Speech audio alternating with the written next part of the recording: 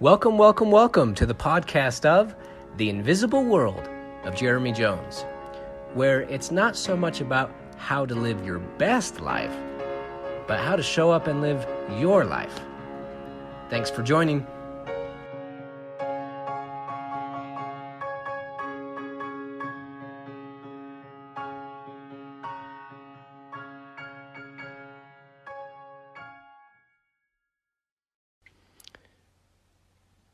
Jeremy Jonz here. This is episode 20. Hello, my invisible friends. Let's just jump right in. We hold these truths to be self-evident, that all men are created equal, that they are endowed by their Creator with certain unalienable rights, that among these are life, liberty, and the pursuit of happiness. Declaration of Independence, 1776. What does that mean to you? If you are American, it means one thing. If you are not American, it might mean something else. Regardless, I want to know, what does it mean to you? What do you feel with that? After all, regardless of your origin, it's one of the most famous sentences of all humanity. And while, there were collaborators, of course, in the document, the man who took the pen who gets most credit was whom? Thomas Jefferson. Very good. TJ, one of the founding fathers. Here's a quick rundown on TJ. He's the third president of the United States. You already know TJ's courage and major accomplishments. He owned a library of 6,500 books. I cannot live without books, he said. He was an architect, designed his own home, a proficient writer, obviously, a skilled economist, a horticulturist, 3 times fast. He had 2 wineries. We're talking a legit Renaissance man. He was an astronomer. He's believed to have designed the first observatory in the U.S., a polished violinist, an accomplished statesman, and as the president, he was the orchestrator of the famous 520 million acre Louisiana Purchase, which effectively doubled the size of the United States and goes down as the best real estate deal of all time for $15 million. The list of accolades and accomplishments goes on. Such an indelible influence to America. That's why, understandably, he's on Mount Rushmore, on the $2 bill, on the nickel. On the whole, I believe he's done much good for humanity. Now, just like chess, I want to survey all perspectives with you. Might we audit all angles on the board? I want to see what the white chess pieces are playing.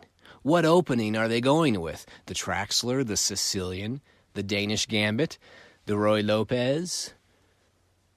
And then, can I see how the black pieces are responding, to see the force and counterforces, to see the yin and yang Tai Chi interaction? Well then, here's what sparks my curiosity on Thomas Jefferson, on the Declaration of Independence. How does such an educated man like that, who pens one of the most famous sentences and documents recorded in human history, how does this human, of all of us, how does he have such a blind spot?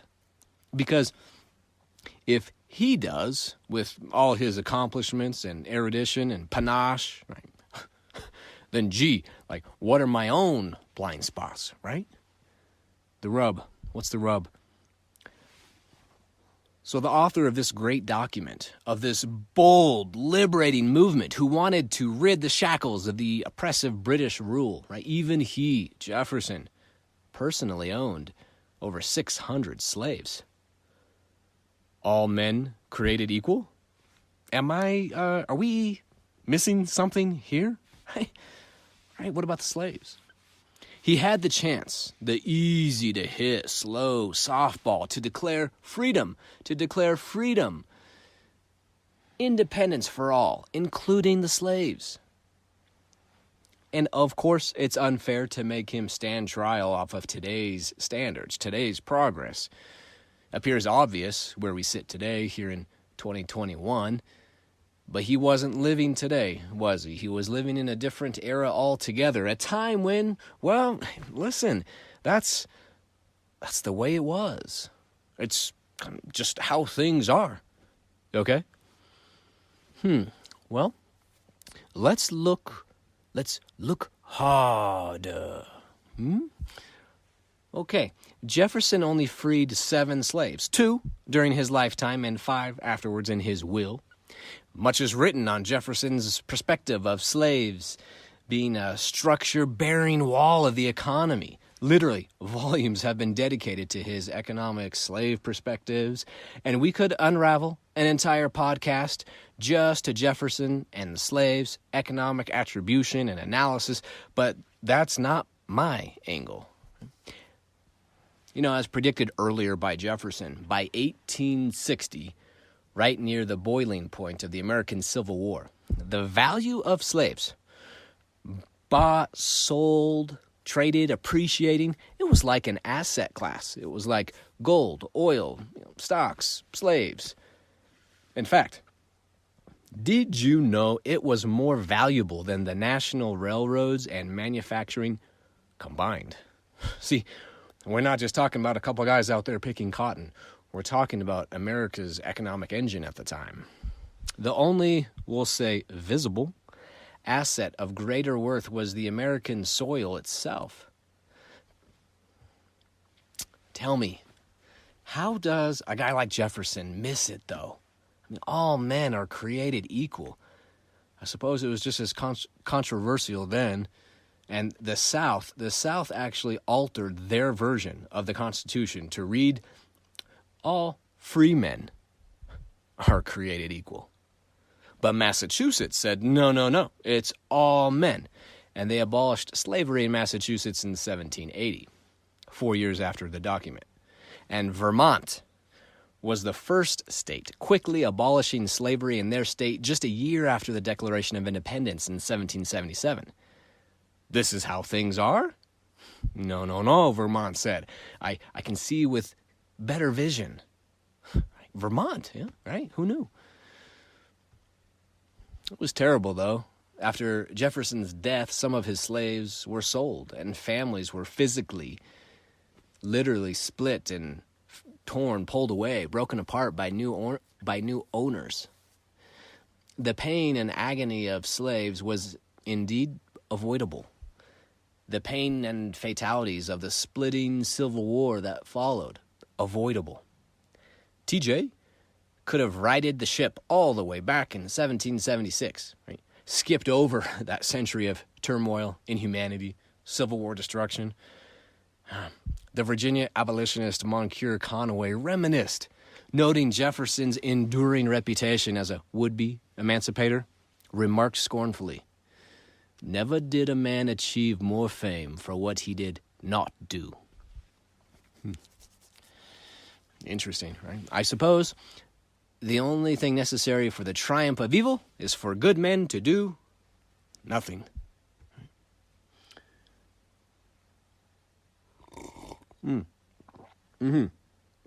Okay. Other people, other founding fathers helped edit the Declaration of Independence. You knew that. Like John Adams. Did you know he was anti-slavery? He actually had both black and white servants, not slaves, whom he paid. He's a guy, you don't hear much about John Adams, right? I mean, who was John Adams? Let's spend a little time with him. We don't hear about him much, or his son, John Quincy, who was also president.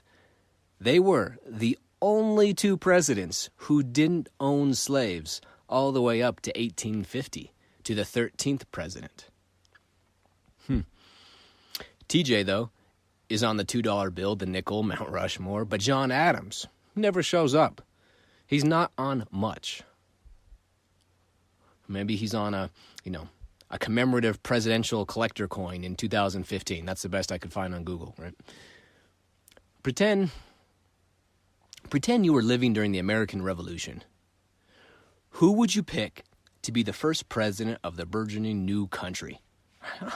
That's an easy pick. The star hero commander, George Washington, who, by the way, also personally owned many slaves. But increasingly saw the blind spot and freed them after his death in his will.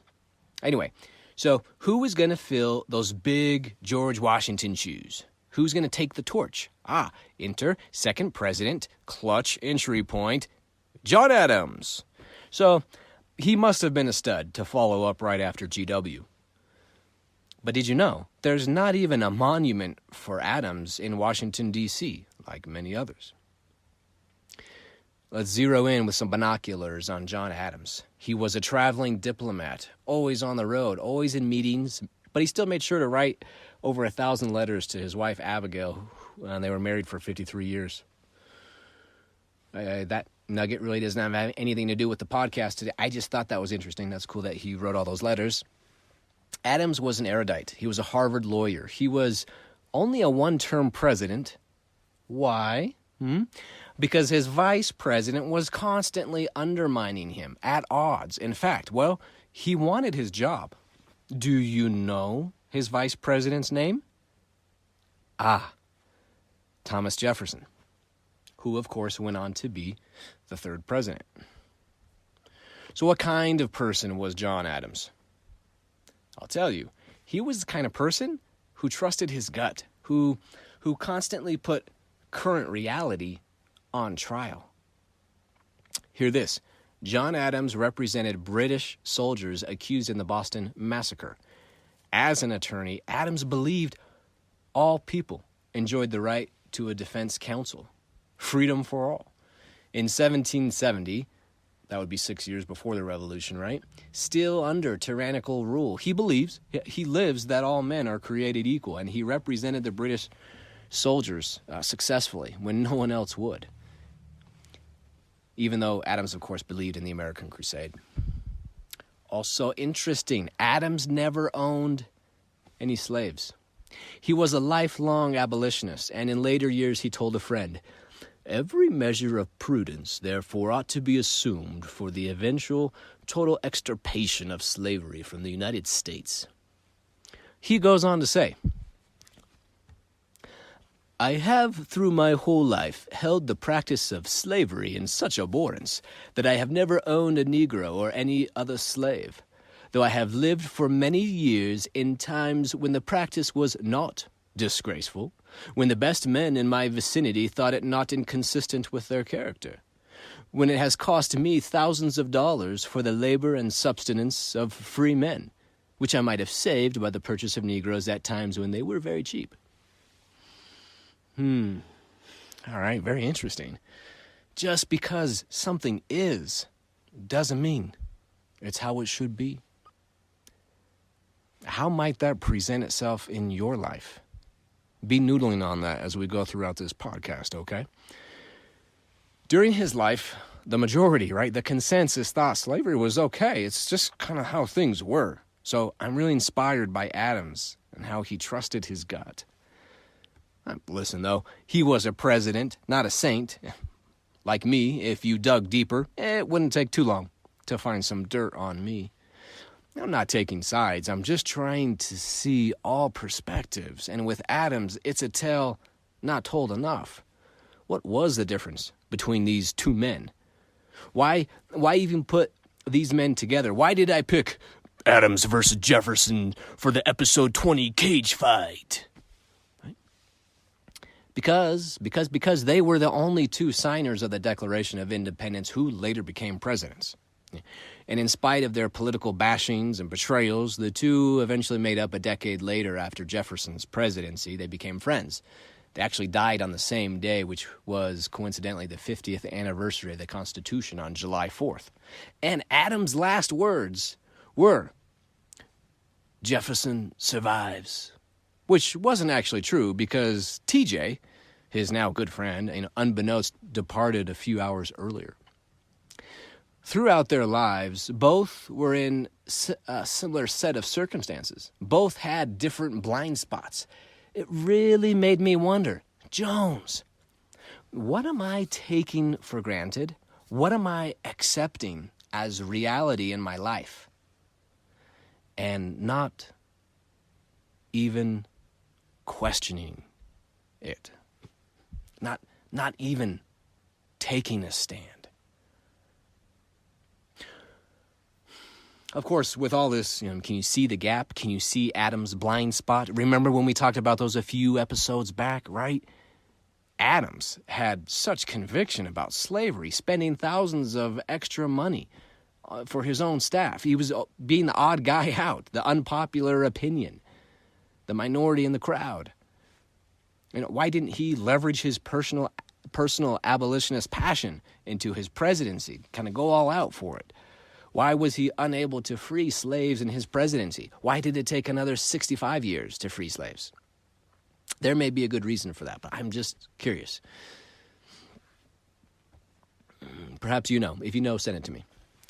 So the Founding Fathers have done so much good. They've paved the way for so many spiritual, religious, social, and entrepreneurial advances and freedoms that were not even possible in other governments and countries, and still aren't in a lot of countries today. They've done much good. Now, we're just analyzing a past chess game, right?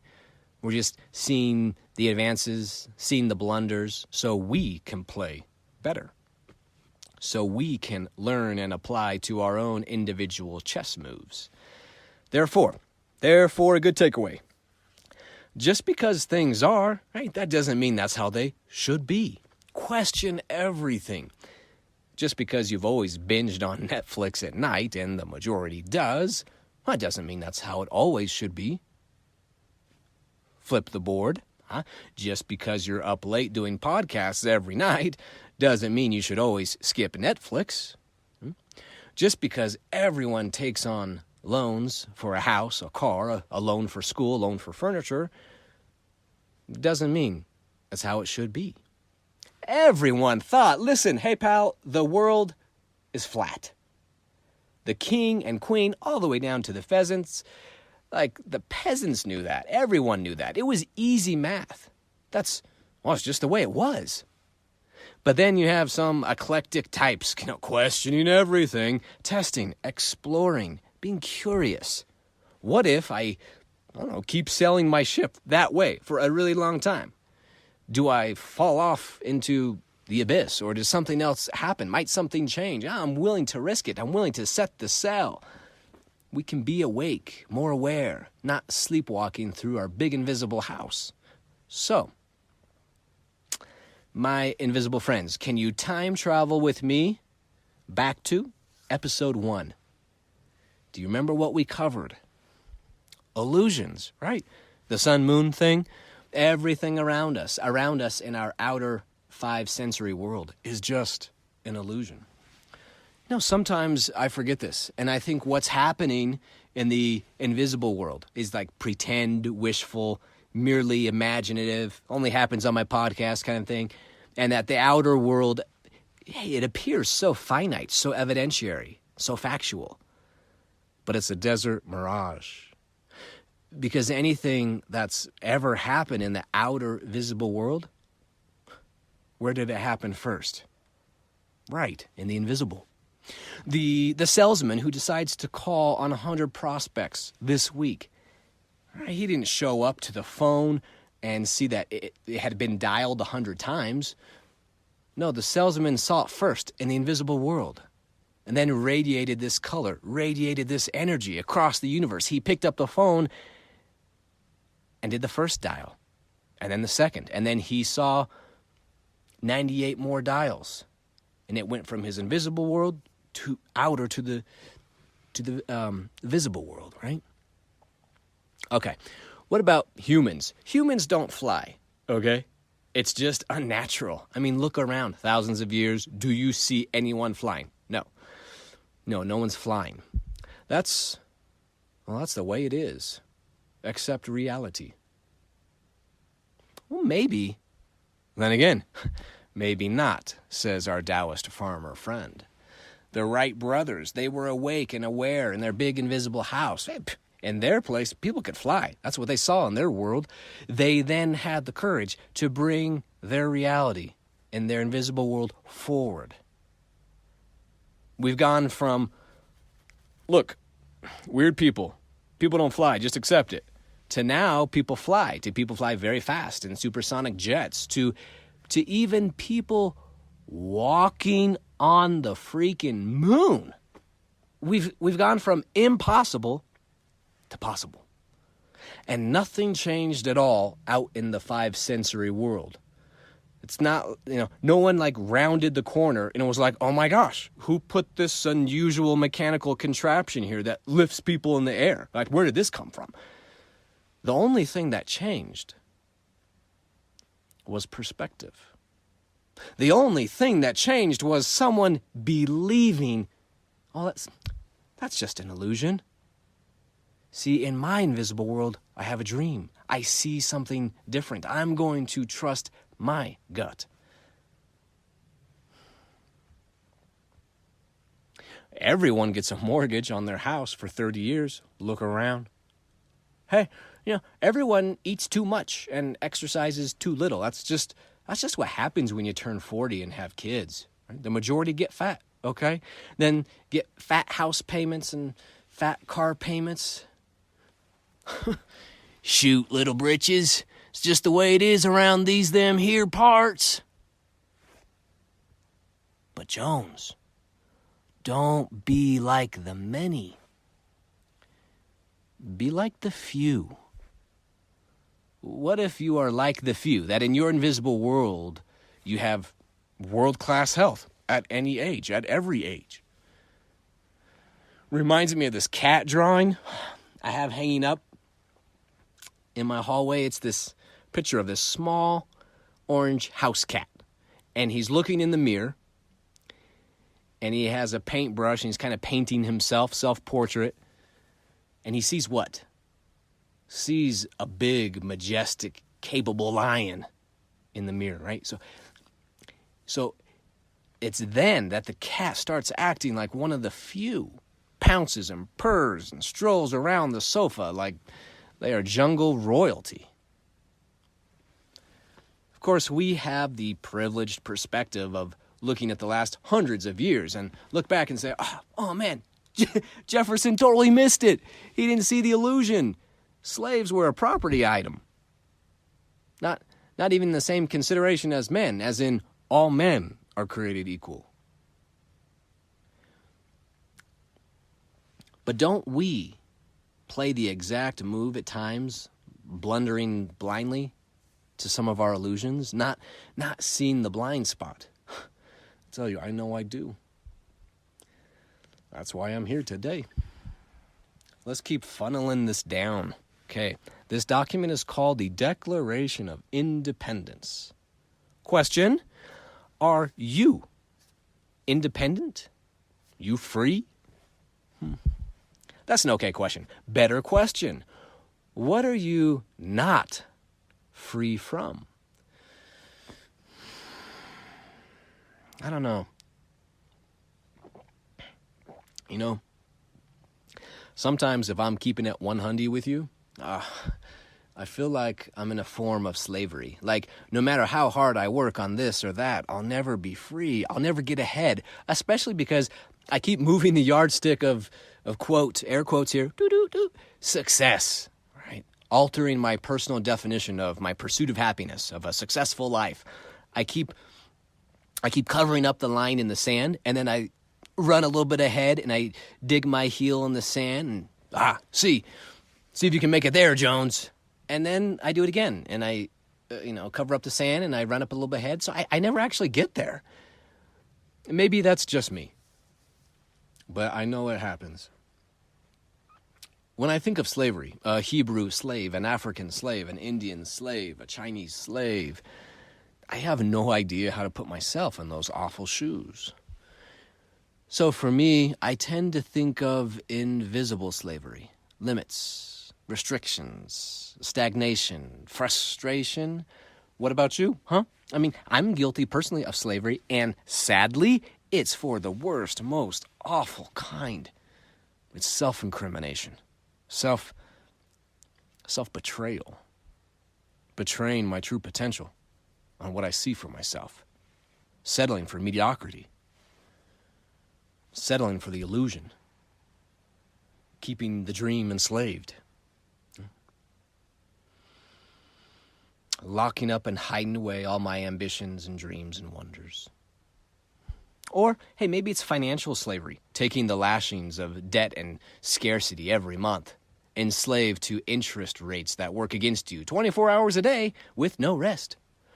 Or maybe it's, my company's stuck at $40 million. We've been stuck here for a while, and we're just destined to remain a $40 million company.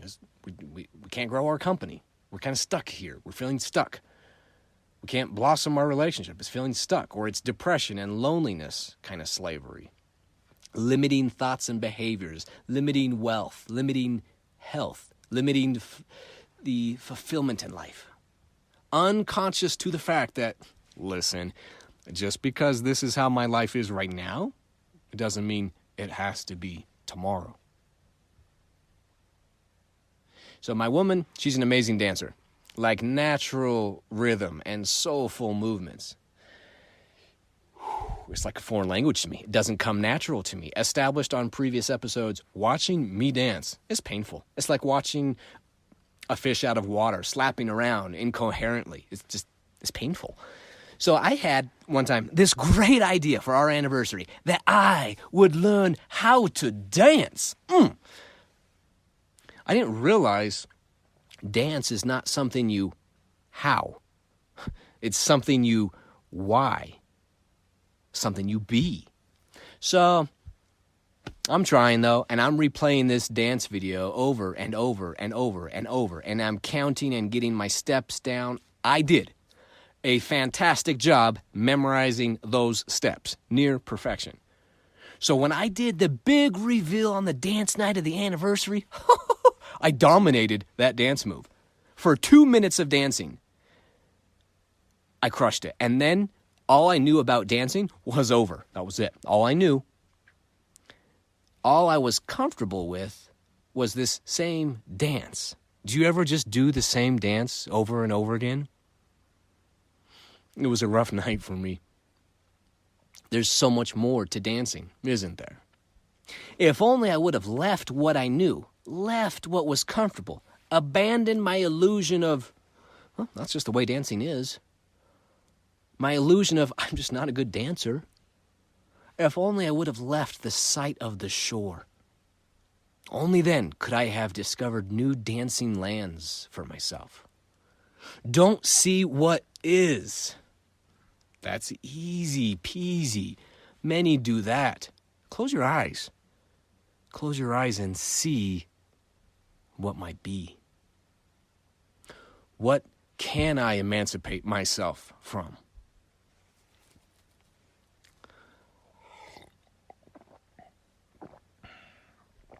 All right, I like this next part. It's a little story I wrote. So, do you ever feel like an elephant? So one day, a poor traveler is hiking through the safari. She had no tools or food. She came across a small shack in the immediate vicinity. There's a small pond. Yes, perhaps I can find some food and rest. As she rounded the corner of the small shack, she saw a beautiful, ginormous elephant. Startled by this magnificent, powerful creature, the traveler hid behind a tree so as to not trigger a stampede. But she stepped on a twig, and the elephant, well, it barely turned its head. There was a sadness in its dark, oily eyes. The elephant looked at the traveler and then just resigned, looking back at the pond, sweeping its trunk. Stepping out and away from the tree, the traveler approached the elephant, who stood melancholy. The elephant stared off across the safari at some distant, hopeful oasis through the swaths of open safari grass. The woman, a vagabond herself, encouraged the escape. Go, my friend. Go run to it. But the elephant only flapped the flies off its ears and slumped its shoulders. The traveler reached out, touching the shoulder of the elephant. It didn't move. The traveler pet the trunk of the elephant. Go, my friend. Go explore and go live. Be free. As the elephant shuttered its eyelashes, half closed, the traveler peered deep inside the dark pupil. and saw how the elephant was captured when it was very young, while it was underdeveloped, while still innocent. And a cunning captor had tied a rope around its ankle. And the elephant had tried to escape, and it had tried, and it charged, and it yanked, and it pulled. But it was no use. The simple rope had held the baby elephant close to the pond. All these years later, it had grown oddly comfortable to the rope, even made it feel safe. The elephant blinked again.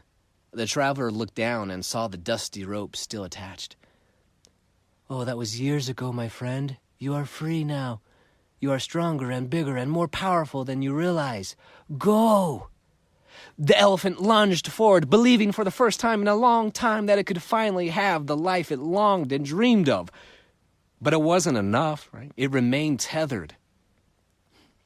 "I shall help you, my friend. Don't worry. Only believe."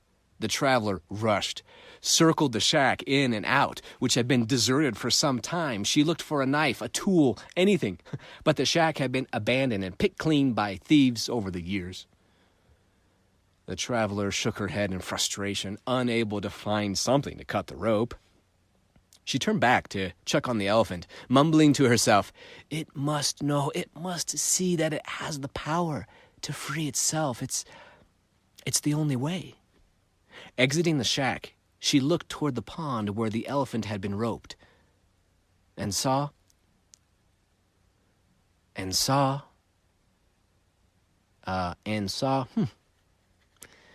out I don't have the end of the story here. I don't know what happened to the elephant. How does the story end? Only you know. What did the elephant choose? Well, I guess that's up to each of us. At some point, with some part of our life, right? We are living as that captured, limited elephant, longing for what we see ahead of us.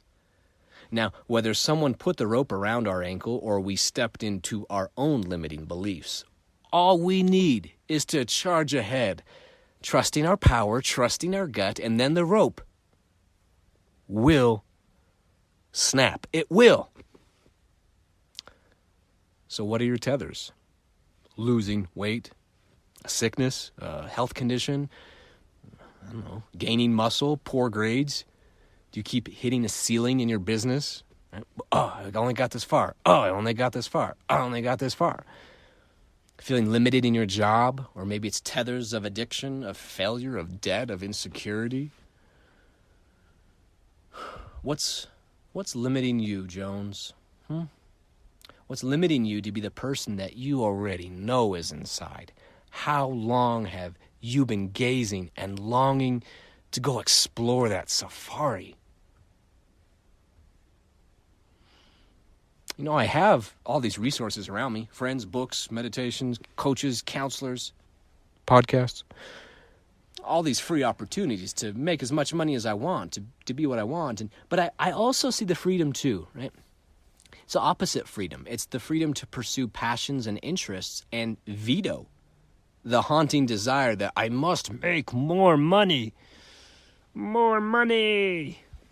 Sometimes, keeping it 100, I'm a slave to that slick salesman of bigger, stronger, faster, wealthier, financial freedom, financial independence. You know, you just need a little more. It's not too much to ask. I mean, you deserve it, don't you? You're a good person. Throw away the job, stack up the stocks, real estate, properties, businesses. You know, if I'm going to untether something, how about it's a fat yacht from the dock? You know, that's what kind of rope I want to snap, yeah? Passive income, pina coladas in Phuket, pinstripes down the collectible classic Camaro. Wait, there it is. The rope tightens around my ankle. For years, I've chased this carrot of financial freedom. You know the line. I'm just going to make so much money that, I'll just live off the interest. Yet the whole time, like Jefferson's blind spot, darn it, it was right there in front of me, wasn't it? So let me ask you, my invisible friends, do you see my blind spot?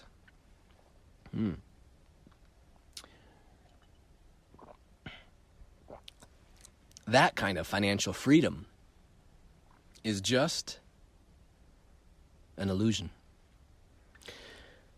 True freedom is what you can be happy without. It's being free of the must-have, of the, I want more, free of the once upon a time story, when I get X million, then that will be enough. Ugh, blind spot. Enslaving myself with the contradiction, with the very thought that, once I have enough financial cushion, then at that point I'll qualify for emancipation, that I'll be able to buy my freedom, that I'll qualify. I'll be good enough to have life, liberty, and the pursuit of happiness. See, that kind of thinking is kind of like the South having contingency language, right? Oh, yeah, just all free men are created equal. Willingly and actively enslaving myself. But now I see episode 20. Now I declare and I believe that no amount of money will yield a return of freedom. Right? Of what? Careless patio porch swinging? It's just an illusion. Financial freedom is something, wait for it, is something I already have. And where is this financial freedom? Well, we all have it. Tell me so I can cash the check. Is the check in the mail? Where's the check? No. The check is not in the mail. The financial freedom is in your invisible world. It's there now. Close your eyes and see your big invisible house that we talk about, the mansion in heaven that Jesus talks about. Feel the key in your pocket. You have the master key. Money, lots of money, more money won't get you freedom. When we step back, we know this is true. And yet, we've all fallen for the illusion in some degree. It's like one of my favorite rappers, NF, says, if money's where you find your happiness, then you'll always be poor. It's a great song. It's in the show notes if you want to do a listen. I recommend it. I love that line. I like money, okay? It's out there. I said it. And I think all of us should have more of it. Yes, money can get your house paid off. Or, sorry, if that's not enough, it can get you that G6 Gulfstream airplane you've been looking at, or that beachfront villa in Mallorca for your getaway. Money can buy those things. It sure can.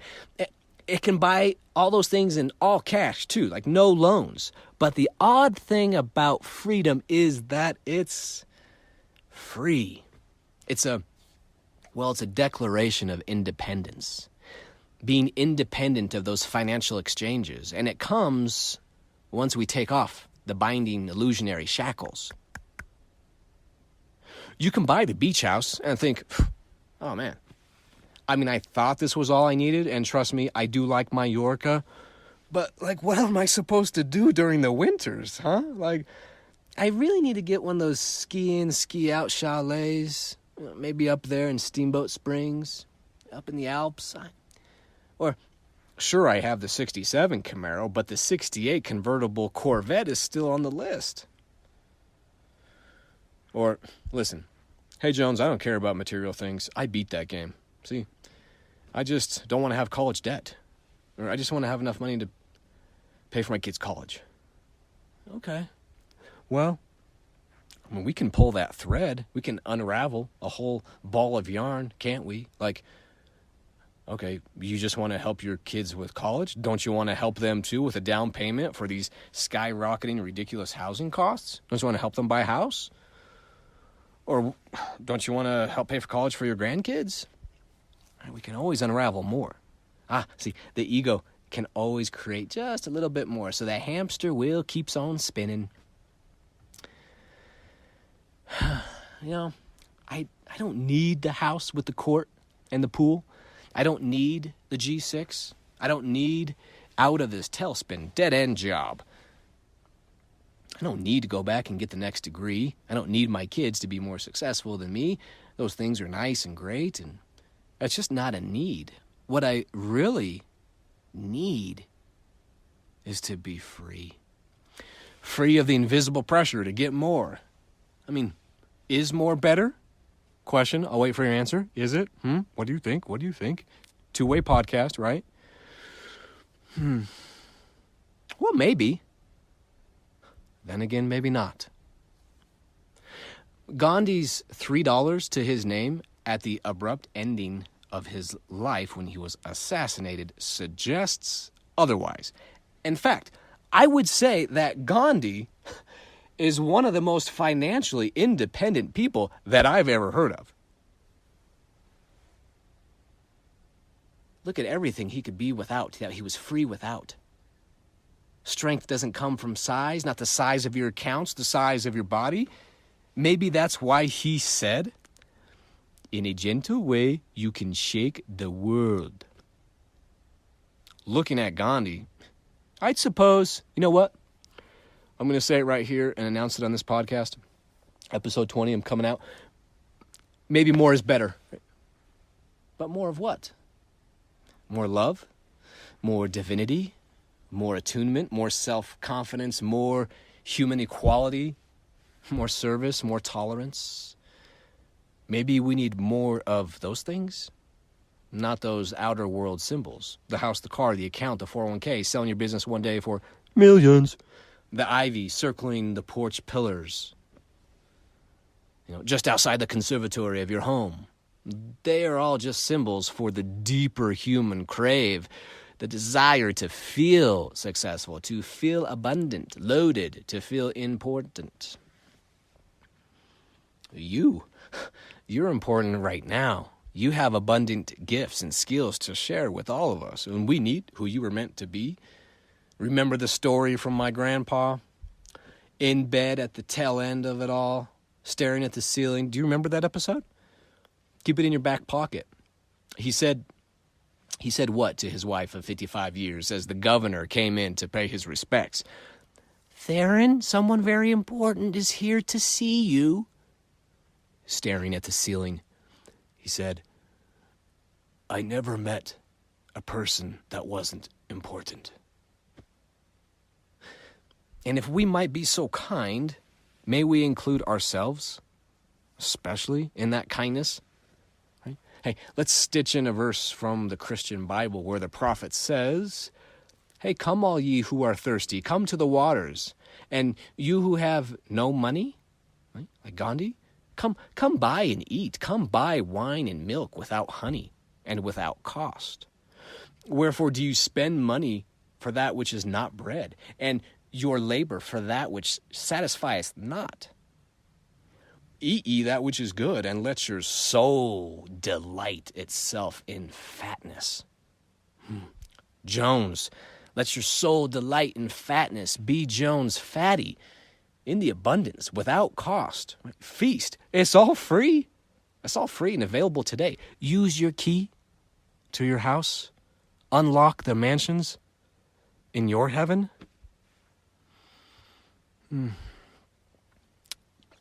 Another drink. I'm back. Guess who's back? See, sometimes I'm like TJ. Thomas Jefferson, right? Silver tongue, silver pen. I'm talking up a good game about life, liberty, pursuit of happiness. Right, seriously, that is such a good idea. Except, it's not for the slaves. I mean, come on. Or, except it's not for me. I'm too old now. Too poor. Too fat. I'm too young. Look at how much everyone else has than me. Not just money, but just look at their happiness. They seem like a happy family, and they don't seem like they're fighting all the time. Whatever. We're not just talking about money. We're talking about all these little aspects of life. Right? So, yeah, that's not for me. Pursuit of happiness. Not until I have financial freedom, or not until I get my degree or get that A, or not until I make that team or get my house redecorated and renovated. Not until I get my kids out of the house and I know that they've made it. Not until my business expands and I can hire a new CEO, work less hours, may finally get a CFO too. Not until I get that slug of VC money so I can really blow the doors off this thing. Not until I repair that strained relationship that's been eating at me for years. Not until I carry this depression for, let's see, maybe another year or two. Pursuit of happiness. It's not for me. Not until my credit cards and the student loans are paid off. Yeah. See, this is just my lot in life. It's my cross to bear. I must soldier on, shackled and grinding through the vicissitudes of life. I mean, why did Thoreau say, most men lead lives of quiet desperation and die with their song still inside them? Well, Thoreau, no other reason than the fact that they are tragically and consistently enslaving themselves.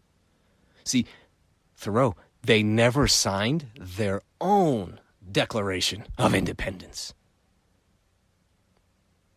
Jonz, course correct. Don't do that, right?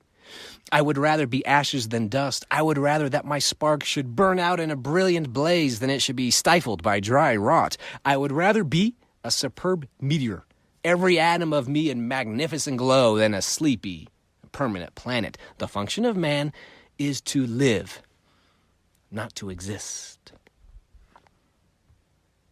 Sort of funny, a little bit funny how it all goes back to episode 1. You are a star, not a moon. Radiate your energy and light, your potential, who you are, beyond any limits. And these pesky restrictions, they're self-induced. Sometimes they slip in through the back door, through our blind spots. Those tricky confinements, the chains, the elephant rope. I can only go so far. Be that elephant who charges for the open safari. He snaps the rope. Who knows he or she is powerful enough to go beyond what's comfortable. We must therefore embrace discomfort, conflict, confusion. These are good signs. We can change our perspective and even seek out that discomfort, like we talk about in earlier episodes. Seek out the feeling of a taut, tense, ready to snap rope and move forward, exploring the deep part of the forest that we've never been to, even if it's uncomfortable. It's been a while since I've snuck in a song. Singing time. So here's another one, also in the show notes. It's a fun hip-hop song called Just Imagine. I'm not great at hip-hop, so I'm not going to sing it. But I make sure to listen to it a few times a week to make sure I'm snapping my ropes. Today is the day. Stand out, stand up, stand your ground. Be the who that you want to be proud. And when you feel like you can't make a sound, right there is the time we're supposed to get loud. You don't like those rules? Remake them, because we're living in a snow globe. Shake them. You don't like what it was? Then change what it is, because stories are what you make them. Wake up, get up, and do something. You gotta wake up, get up, and do something. Yeah, don't take much but a simple equation. You plus your imagination. I might have a career in hip-hop.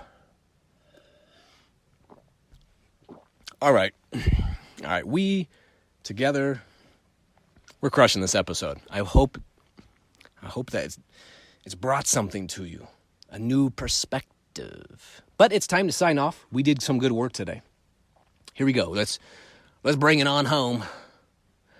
The sad irony of the Declaration of Independence, striving for freedom beyond the tyranny and slight by the British government, reaching the tipping point. The founding fathers finally, they said what? They're like, man, enough is enough. Enough. I'm done here. I'm done with this. But they missed the blind spot with the slaves, with how they understood all men. So, what's going on with your blind spots in your big invisible house, huh? Does Does someone else have the key to your big invisible house? Right? Might you need to take it back or perhaps form a new government? Kick out a narrow-minded monarchy? Declare freedom for all parts of you, not just the ones that shine. How are you limiting yourself? Maybe you have more money than you need, right? But you keep limiting your health and exercise. Oh, yeah, listen, I'm just too busy right now with work and life. Or it doesn't matter. Whatever I do, the weight never comes off. Or I always screw up friendships. Or investing's not for me. I don't even want to be rich. Come on. Why do we even take those depression and anxiety pills? Because we are looking to be what? To be free of that pain. Right? To have independence from the jittery anxiety of looking around the pond and, like the elephant, feeling so hopeless, helpless, or alone, or like a failure. That self-betrayal, that we haven't snapped the rope. What's wrong with us? We didn't go out and explore the hopes and dreams of our safaris. You ever thought about it like this? Like the bald eagle in America is a symbol of freedom. And similarly, the depression pill is a symbol of, really, of freedom. Probably not the best symbol. That's what it is, really. Or, hey, listen, it doesn't matter what book or podcast I listen to, what therapist I go to. See, I'm just depressed, and things will never get better for me. I missed my chance. Things will never get better with that friend. I'm not just good with numbers, or the story I say is like I'm not good at math. That's why I do so bad in this class. I'm just not, I'm not good at this. I'm not good at that. I just don't dance. I don't know. What if I changed that? What if I snap that rope? What if all things are possible? Back to the pond. The elephant doesn't need to even run across the whole safari in a wild charge of unbroken success and never sleep, right? All it needs to do for now, today, just win the first set. Just the rainbow moment. All you need to do is break the rope. Just break the rope, and the rest eventually will follow. Come drink milk and honey without cost, without price. It's free to let your soul delight in fatness. All you need to do is to declare your own independence. See, we hold these truths to be self-evident, that all men are created equal, that they are endowed by their Creator with certain unalienable rights, that among these are life, liberty, and the pursuit of happiness. And then, once you declare what you want, I declare, you sign it. You sign it with a big, booming John Hancock or a Jane Hancock for everybody to see it. And then get friends and mentors and coaches and family and have them sign and support your declarations. It's true, I like the beginning of the Declaration of Independence, and it gets a lot of likes, a lot of thumbs up. But it's the end of the Declaration of Independence that really sticks me. And for the support of this declaration, with a firm reliance on the protection of divine providence, we mutually pledge to each other our lives, our fortunes, and our sacred honor. Whew. Wow, this is for real. They meant it. Who's running your show? Who's at the controls? Does there need to be a change of power, a revolution, some fresh faces? What a pledge they declared. Their lives, their fortunes, all with sacred honor. Just because something is, it doesn't mean it's how it ought to be. So blaze and shine and be your star power, declare your independence and charge for it until the rope snaps. Just like John Adams' commitment to not owning slaves, anti-slavery, an abolitionist. It might cost you a little bit more. It might take a little bit more. A little bit more effort, a little more risk. Raise the sail. Raise the sail, it'll catch the wind. It'll catch. Right? Be an abolitionist. It'll cost a little bit more. But abolish your limits. Abolish your restrictions. Do it for others. Enjoy your independence. Why? Yeah, every time you're picking up on it by now, my inconquerable belief that the world needs who you were meant to be. So be it. And then I'll see you on episode 21.